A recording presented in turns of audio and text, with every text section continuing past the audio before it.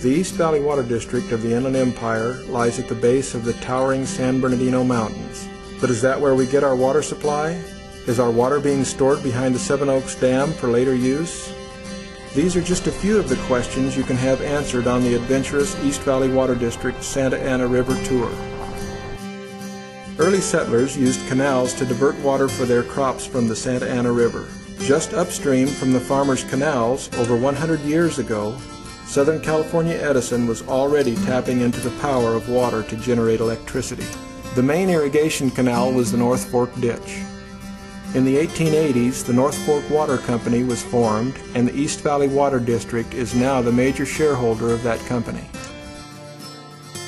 Before water is distributed to your home, it goes through the East Valley Water District treatment plant in Highland to assure its high quality and that it meets all testing requirements. We'll start off our trip at the North Fork box. That's where our North Fork water system begins. It's where we take our initial deliveries.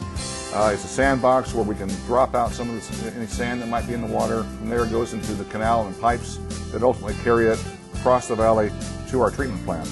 Some water just above the sand box is diverted to help replenish groundwater for wells downstream. Southern California Edison's Santa Ana River No. 3 powerhouse is located just downstream of the Seven Oaks Dam. The facility uses river water to generate electricity. This powerhouse is pretty unique to the Edison system for a few reasons. It is the newest Edison facility when it comes to hydro generation. It was built in 1998 and placed online in 1999. What we're going to do is go inside the valve chamber here of the dam. If you look over here, this is the outlet tunnel. This is where the water comes through the dam and is discharged back to the river. This is where the water passes through this control tunnel. This tunnel was drilled for the purpose of bringing water from the backside of the dam to the outlet of the dam. There is a valve here. It's a massive valve that can be closed or opened depending upon the needs of the operation of the dam. This dam works in conjunction with the dam at Prado and all the needs downstream towards Orange County. Okay, we're here at Santa Ana River 1 powerhouse. This plant was built in 1897 and it was placed online in 1898. It was the highest transmission voltage in the world at the time at 33,000 volts. And of course today we have 500,000 volts. And it was also the longest transmission line in the world. At the time it was built, it was 87 miles to Los Angeles, and also it had the highest pressure of any hydro unit in the world. This plant is good for about 3.5 to 4 megawatts. Each unit is good for 1 megawatt of power. So it's about a third of what the Santa Ana River 3 powerhouse, the one generator, was good for. This contraption over here is fairly new. It was built a couple years ago, placed in operation approximately a year ago, and that's our fish screen installation.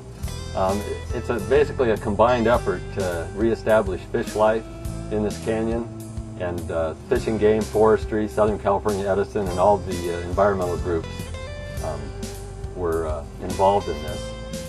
After we leave Edison Powerhouse No. 1, the tour continues up the steep mountains using an old access road. After several hours of switchbacks over rugged terrain, the tour arrives at the 2 Edison diversion dams at the confluence of the Santa Ana River and Bear Creek. This is the Santa Ana River behind the dam. Once the water is released from the dam, it converges with water from the Bear Creek Dam. The purpose of these dams is to control the flow of the water from these streams into the inlet structure where the water flows to the powerhouse. A portion of the water is diverted through this valve to maintain wildlife on the Santa Ana River. The remainder goes to the power plant and eventually to East Valley Water District facilities. East Valley Water District sponsors this tour to inform the community of where our water comes from and its value as a natural resource.